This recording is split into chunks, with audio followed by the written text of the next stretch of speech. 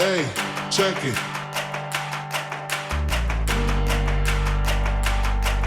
Hey, check it. Put the place up. All right. Welcome back in, boys. This is the quarter poll week. Look at your teams, assess where you're at. Time to hit the trades. Bye weeks are coming. This is when Superflex gets interesting. All right, review of week 4. Your fearless commish. I am 3-1 on the year, baby. That's right. So far, I am picking the games. The one loss is eating at me. I had TJ winning it, wrote it down in my notes. My gut said Ryan, you sacco. But let's review last week. My win last week comes on the back of Jose come in on the prediction, gets a win over his rival Mike. As predicted, the QBs were the difference in the game. I mean, Jose had a solid 20-point effort out of Matt Stafford. He's been solid all year. Also hooked up with Puka, so a shout-out to Puka, just continuing to dominate. Very interesting to see where that goes with Kupp coming back. But well worth the $120 or whatever Jose spent on him as a free agent. But it wasn't Stafford that really came in. It was Russ. Russ earning Jose some bragging rights. 3 touchdowns in a 30-point game. I mean, just, again, solid, albeit against Chicago. But still, fantasy-wise, 3 touchdowns. They were down early, and he had to throw to catch up, but they managed to do it. So he pulls out 30 points. That was really the difference of the game because Mike on the other side has the bombing Burrow. I mean, just demolishing teams across the fantasy nation. He pulled in a whole 6 points against a bad Tennessee passing defense. It is time to hit the alarms on Cincinnati. On top of that, Watson looked like he might have an okay game versus a beat-up Baltimore secondary. That didn't happen. Why? Because he was on the bench. He decided not to play despite the fact that he was medically cleared. Well, that's some good water cooler discussion for work, but DTR, Mike manages to pick him up. I mean, he's a running quarterback with no experience and a rookie.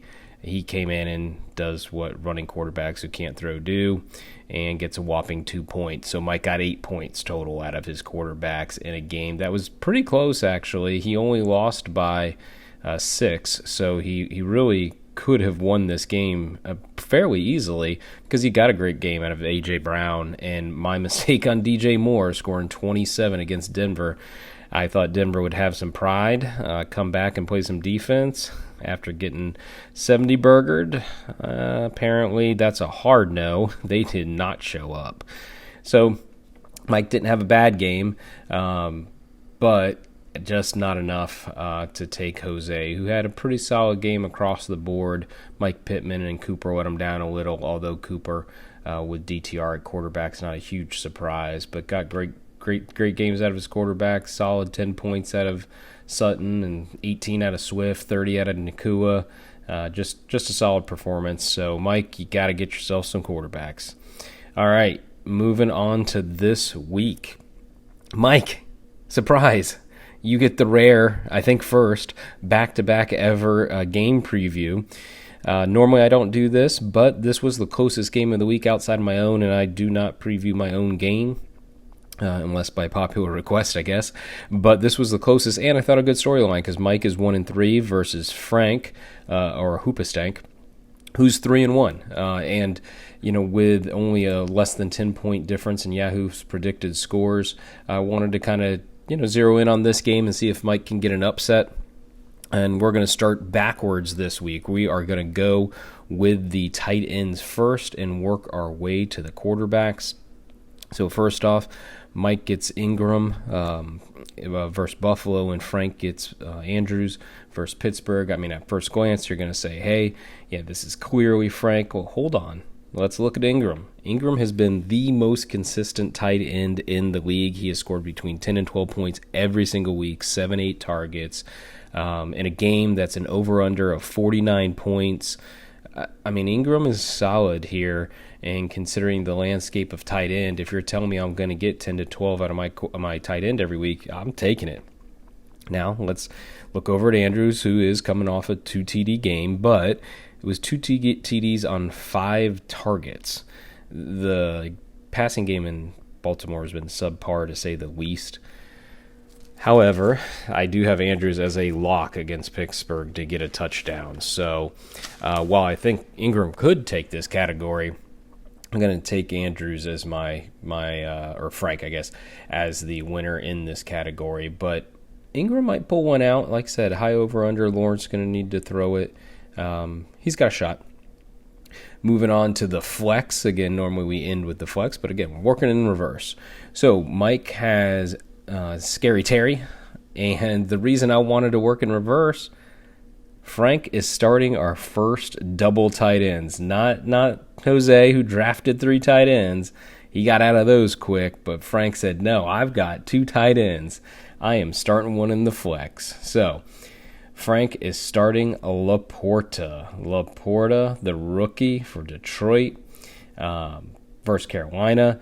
So seems like that should be a no-brainer, that it should go to the receiver, but Carolina has allowed the 6th lead passing yards in the league.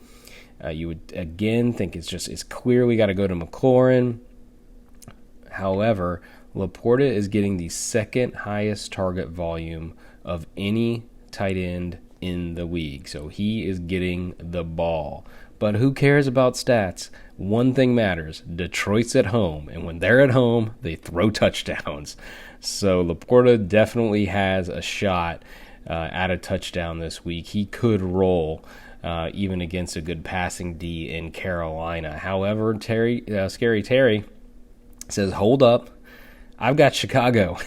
Chicago is the 4th worst passing defense in the league, and frankly, I don't know how they're rated that high. I think they're the worst outside of Denver. So they look terrible. I'm sure that Scary Terry is going to want to put up a game, and being 5 weeks removed from his injury now, and Dotson just being a non-factor along with Hal, really kind of given us some solid weeks outside of, 3 of 4. One was obviously a terrible game. I think he threw 3 or 4 interceptions. Outside of that week, he's put up 20-plus points as a fantasy quarterback. So I got the Dotson call totally wrong in the preseason. I thought Dotson was going to be a factor, but he has not been. I'm going to actually take Mike here in a very close one. This Chicago matchup is just great for Washington. Moving on to running backs. All right, Mike's got my old horse, James Conner. I have drafted this guy so many years in a row in my touchdown league, but he is getting Cincinnati, and he gets Brian Robinson versus Chicago. So another commander for Mike. However, the over-under in that game is only 44, so definitely a risk. Not a totally low over-under, but not a high one either. I personally have Washington scoring around 30 points, so I think there's plenty to go around. Chicago's also given up the 2nd most points to fantasy backs. I think B-Rob just really gets going here. He has rendered Gibson basically worthless. I think B-Rob has a very good game. Moving on to, again, my old reliable horse, Connor.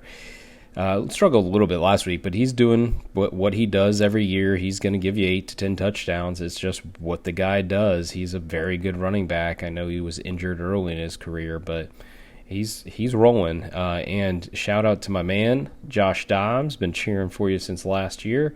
Really, he's rolling.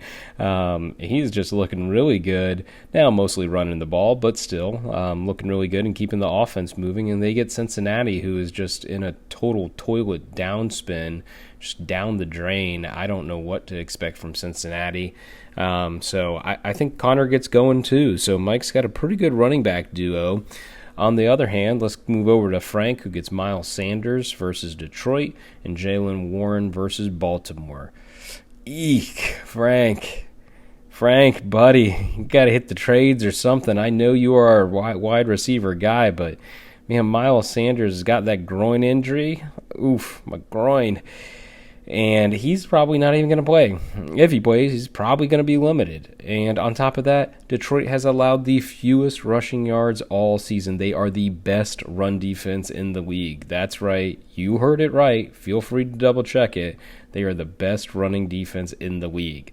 So, Sanders is hurt, going against the best running defense. Jaylen Warren, while I believe he's better than Najee at this point, Najee is still around. So what's he going to get? 10 touches? There's just not a lot of upside in Warren, and he gets Baltimore. I am definitely taking Mike here in a huge advantage. So a good shot for Mike to make up some ground at the running back position, I think. Moving on to wide receivers. Mike has DJ Moore versus Washington, Addison versus Kansas City, and A.J. Brown versus the Rams. Well, we already talked about DJ a little bit in the opener. The guy's balling out despite Fields. Fields has looked terrible outside of against Denver. I don't know what happened against Denver. He looked great passing the ball. Didn't run but I think 3 or 4 times. Had 3 touchdowns. But this isn't Denver. It's Washington. Washington's a very solid defense. But I'm not picking against DJ Moore right now. I just, he's doing his thing. He's going to be solid, which is all you need. And boy, did I get Addison wrong last week. I thought that he was going to be Mike's hope to make up some ground, maybe have a blow-up game against Carolina because they're passing the ball so much. He goosed. Literally 0 points. 1 target. I'm not really sure how to analyze that. Shouldn't have happened, but hopefully the second time is the charm for Mike because Minnesota gets Kansas City in the highest over-under of the week. They are at a 53-point total. I'm picking them again to have a good week. I am, you know what? I am going to guarantee it. Addison gets into the end zone. I just think they're going to put up some points. Kansas City they cannot find a way to keep up. Minnesota might win that game by 10 because they're just going to keep throwing it. I don't know. Maybe Kansas City can keep up. It's going to be a fun game to watch. I am very curious to watch that game this weekend. A.J. Brown, this guy does not need much of a review. He's A.J. Brown. He's capable of giving you 150 and 2 touchdowns every week. Doesn't matter who they play. But I did want to note that the Rams are taking on Philly, and that is the second highest over-under of the week at 51. So Mike's got some receivers in some high-scoring games. However, Frank is our wide receiver guy. He takes a receiver. Doesn't matter if Christian McCaffrey's on the board in round 2. He's still going to take a receiver. That's just what he does. So he took Chase, and then he took Diggs, and he's got Devonta. Chase has got Zona, Diggs has got Jacksonville, and Devonta's got the Rams. So you may like Chase. I love Chase. He was actually, prior to Burrow's injury, my pick for leading the league in touchdowns, and that is not happening. Until Burrow shows me something, I'm just out. I'm out. He is hurt. He is clearly hurt. They should have shut him down at the beginning of the season. I don't care if the Cards have a bad pass defense. So are the Titans. Your upside is just very, very capped in Cincinnati. He might get you 10 or 15, but that's it. And the floor is nothing. For all we know, Burrow comes out and plays a few plays and says, I'm done. My calf's not going to let me go. So, yeah, you may think that Chase could get you 2 touchdowns, but considering Burrow's throwing 2 touchdowns on the entire season at this point, I'm not predicting that. So I don't – who has him at 18 points this week? I don't think he's anything close to that. I'm certainly not predicting that. So moving on. Devonta is obviously on the same team as A.J. Brown. So this is going to swing in Philly every other week. I like Brown this week, but it could be a Devonta week. So this matchup could kind of swing this entire matchup for Mike and Frank, but I'm going to go with Brown. Like I said, we'll see. Now, moving on to Diggs, look, he's great. He's going to have good weeks. His bad weeks are still average weeks. the Jags has been questionable on defense. I read Yahoo, it said against a tough Jags defense. I kind of laughed to myself. But I think they've been questionable for sure in the passing game, pass defense game. So, while Frank has the name recognition and Yahoo has Frank at about a 10-point advantage, I just disagree. I'm taking Mike in an upset here. I think there's a lot to go around. He's got a lot of potential to blow up, but also a good floor. Although I didn't see Addison with the 0, I still think he's got a pretty good floor. So far, I've got Mike with a pretty solid advantage, but now we move on to QB. Last but not least, I saved the QBs for last for a reason.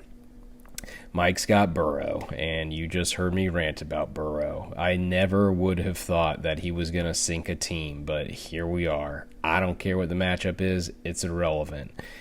I just can't get behind him right now, unfortunately. Mike doesn't have many options. We'll talk about that in a second. I mean, what are you looking at, 15 points maybe? I just can't get behind him. And then Frank gets Howell, who's surging. I talked about Washington's past game earlier. 3 of the 4 games, the guy's got like 27, 28 points, and I think 22. One really bad game, but he gets Chicago. Chicago's wretched. They've allowed the second most points to fantasy quarterbacks also. I mean, they're bad.